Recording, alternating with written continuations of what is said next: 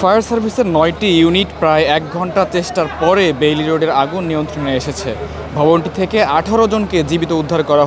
উদ্ধার করেছে fire service এবং তাৎক্ষণিকভাবে আসলে এই ঘটনায় কেউ কিন্তু হতাহত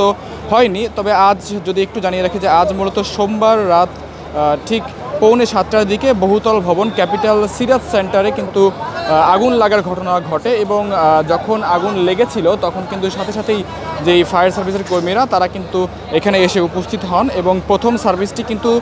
প্রথম যে ফায়ার সার্ভিসের ইউনিট সেটি কিন্তু 6টা ঠিক 58 মিনিটে এসে ঘটনাস্থলে পৌঁছায় এবং শুরুতে আসলে 3টি ইউনিট আগুন নিয়ন্ত্রণের কাজ শুরু করে, পরে আরও 6টি ইউনিট কিন্তু এখানে এসে আগুন নেভানোর কাজ করছিল। তবে যদি একটু জানিয়ে রাখি যে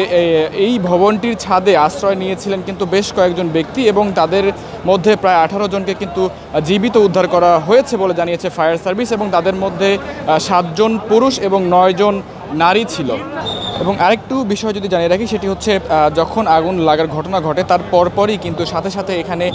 উৎসুক জনতার ভিড় ঠেকাতে কিন্তু বাংলাদেশ সেনাবাহিনী, র্যাব সহ পুলিশ সদস্যরা তারা কিন্তু এখানে এসে পৌঁছান এবং আমরা কিন্তু দেখেছি যে আগুন যখন নেভানোর কাজে যখন ফায়ার সার্ভিসের কর্মীরা যখন ব্যস্ত ছিলেন তখন কিন্তু উৎসুক জনতা যারা ছিল তাদেরকে কিন্তু এখানে বেশ বড় একটি সংখ্যাকে এখানে কিন্তু